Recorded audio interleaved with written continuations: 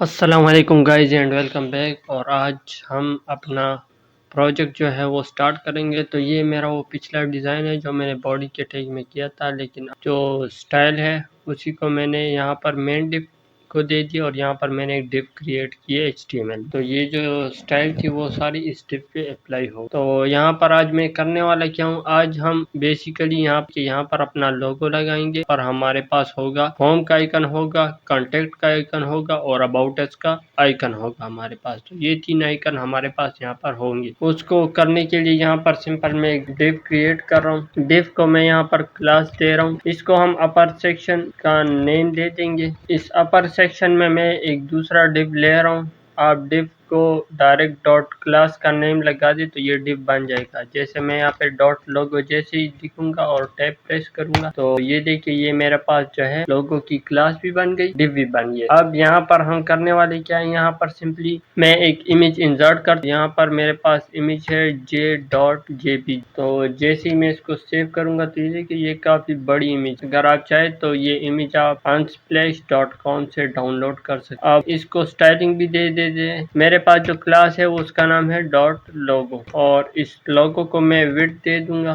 तकरीबन 200 पिक्सल काफी हो। और इसके बाद यहाँ पे मैं इसको हाइट भी दे दूँ, 200 पिक्सल हाइट भी दे दूँ। यहाँ पर इस लोगो के अंदर मेरे पास चूंकि img टैग है तो मैं उस पर कुछ प्रॉपर्टीज अप्लाई कर दूंगा CSS के अंदर। एक काम मैं यहाँ पर ये भी कर दूंगा कि यहाँ से हाइट कम कर लूँ। इसकी हाइट मैं रखूंगा 150px। देखते हैं किस तरह दिखता है। अब अगर मैं चाहता हूँ कि ये जो है ये राउंडेड टाइप हो, ये पूरा सर्कल बन जाए ये लोगो, तो उसके लिए क्या करना है, यहाँ पर सिंपली मैं बॉर्डर रेडियस दे दूंगा और बॉर्डर रेडियस में 50% रख दूंगा ताकि ये मुकम्मल गोल टाइप हो जाए। तो ये देखिए ये हमारे पास गोल टाइप हो गया। यहाँ पर अगर देखें तो इसको आप अगर पैडिंग देना चाहते तो पैडिंग भी दे सकते हैं। मैं यहाँ पर सिंपली 10, जैसे मैं इसको सेव करूंगा तो ये देखिए ये 10 पिक्सल हमारे पास नीचे आ गया है। लेकिन ये पैडिंग कैसे अप्लाई होती है ये मैंने पैडिंग वाली क्लास में बताया। यहाँ पर मैं दोबारा बता रहा हूँ, इसने अपने लोगो के डिव के हिसाब से ही 10 पिक्सल पैडिंग ली हुई है। तो ये था पैडिंग का कुछ जो मैंने आपको बताया, जो कि बताना नहीं चाहिए था, आपको समझ आ जानी चाहिए थी। क्योंकि मैं यहाँ पर आइकन चाहता हूँ तीन, एक होम का, एक कॉन्टेक्ट का और एक एड्रेस का। तो यहाँ पर सिंपली मैं क्या कर दूंगा, एक डिव क्रिएट कर लेता हूँ और इसको मैं क्लास में दे देता हूँ मेन्यू के नाम से। इसको मेन्यू दे और यहाँ से इस क्लास में हम क्या करते हैं, एक अनऑर्डर लिस्ट क्रिएट कर लेते हैं और इस अनऑर्डर लिस्ट के अंदर मेरे पास li होंगे। li के अंदर मेरे पास a टैग होगा।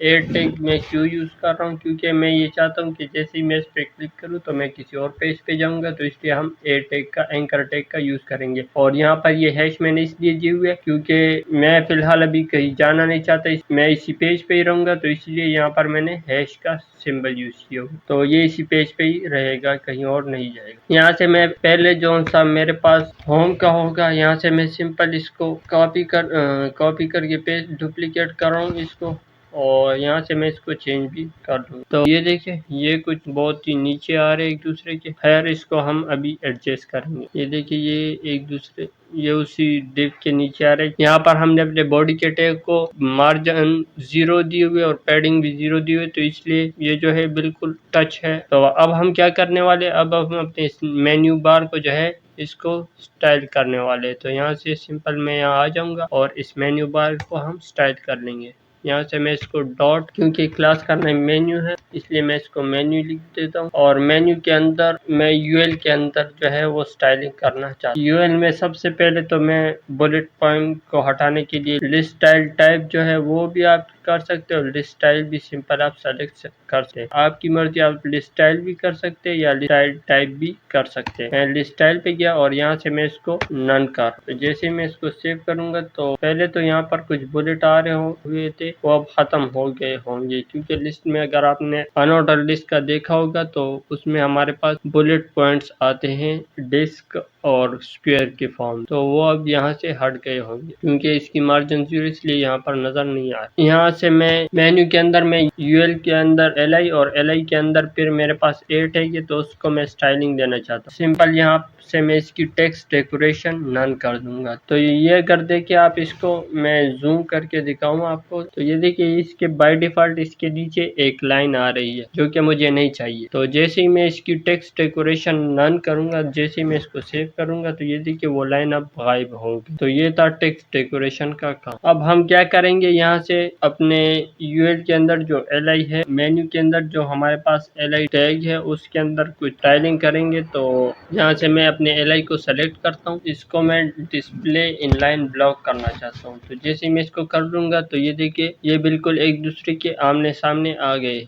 ये ब्लॉक कंटेंट बन गए। अब अगर आप ये चाहते हैं कि इनमें कुछ मार्जिन भी आए तो आप मार्जिन भी दे सकते हैं। जैसे मैं इसको मार्जिन राइट दे रहा हूँ, 40 पिक्सल आए। तो जैसे मैं इसको सेव करूंगा तो ये देखिए इन दो बटन्स के बीच में हमारे पास काफी सारा स्पेस जो है वो आ गया। ये अगर देखे तो ये 40 पिक्सल का स्पेस, इन दोनों के बीच में भी यही सेम फासला आ गया। तो ये तो था हमारे पास इसकी कुछ प्रॉपर्टी। अब अगर आप इसके कलर चेंज करना चाहते हैं तो आप कलर भी चेंज कर सकते हैं, क्योंकि ये एंकर टैग, यहाँ से मैं एंकर टैग का कलर चेंज करूंगा। कलर कुछ हम इसका व्हाइट टाइप रख लेते हैं। तो जैसे मैं इसको सेव करूंगा तो ये देखिए ये कलर व्हाइट हो गए। अब यहाँ से मैं एक दूसरा काम ये करूंगा कि मैं ये नहीं चाहता कि ये इसके नीचे, मैं ये चाहूंगा कि ये यहाँ पर आए। खैर वो हम बाद में कर लेंगे। सबसे पहले यहाँ पर मैं इस पे कुछ होवर इफेक्ट लाना चाहता। तो सिंपल मैं यहाँ से मेन्यू को सेलेक्ट करूंगा, उसके अंदर जो यूएल है, यूएल के अंदर एल और एल के अंदर जो से 8 है, कि इस पे मैं होवर का इफेक्ट डालना चाहता। अगर आपने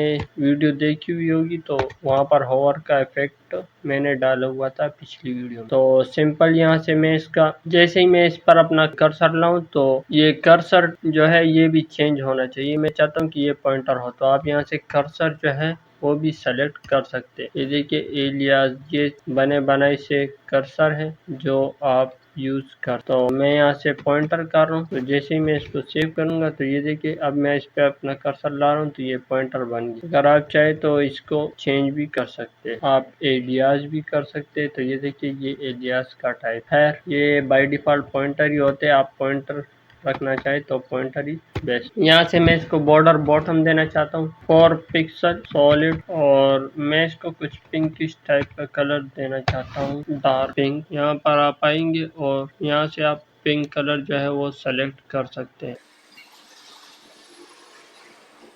मैं इसको सेव करता हूँ। तो ये देखिए जैसे अब मैं यहाँ पर अपना कर्सर लेके हूँ तो इसके नीचे लाइन बन गई। यहाँ पर एक काम हम और कर लेते कि यहाँ से हम इसका जो फॉन्ट स्टाइल है वो चेंज कर लेते। तो फॉन्ट फैमिली में यहाँ से चेंज कर रहा हूँ, ये बाय डिफॉल्ट कोरियर है, मैं इसको एरियल कर रहा हूँ ताकि ये इस टाइप का फॉन्ट बन जाए। तो ये देखिए ये ब्लॉक टाइप सा फॉन्ट है, काफी मजेदार सा, आप इसको यूज कर सकते। अब अगर आप देखें तो यहाँ पर एक मसला आ रहा है। ये देखिए तो मैंने आपसे कहा था कि ये यहाँ पर नहीं यहाँ पर आने चाहिए। मैं इसके फॉन्ट साइज को थोड़ा सा बड़ा कर रहा हूँ ताकि ये दिखे। तो यहाँ से मैं इसका फॉन्ट साइज जो है वो बड़ा कर रहा हूँ, तकरीबन 25 पिक्सल में कर लें। जैसे इसको सेव करूंगा तो ये देखिए फॉन्ट साइज इसका बड़ा हो गया, लेकिन बहुत ज़्यादा बड़ा हो गया, 20 पिक्सल ठीक है। तो ये देखिए ये 20 पिक्सल मैंने इसके फॉन्ट साइज कर लिया।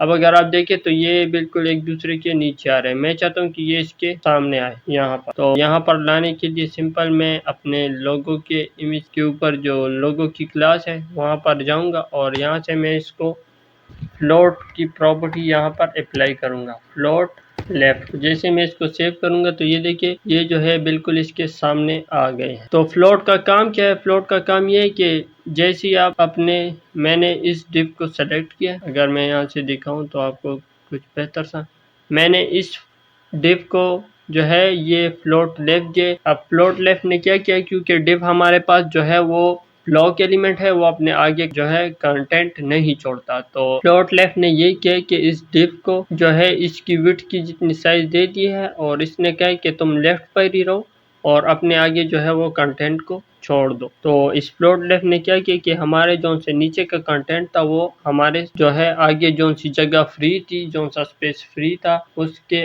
आगे जो है वो रख दिया है। हमारे जो नीचे जो उनका कंटेंट था उसको हमारे इस डिव के आगे रख दिया है। अब अगर इस डिव के आगे और जगह होगी और यहाँ पर मेरे पास कुछ और कंटेंट होगा तो वो भी यहाँ पर आ जाएगा। जितना यहाँ पर आना चाहेगा आ जाएगा, बाकी फिर दोबारा यहाँ से ही शुरू हो जाएगा। तो ये तो था हमारे पास फ्लोट का कुछ कंसेप्ट।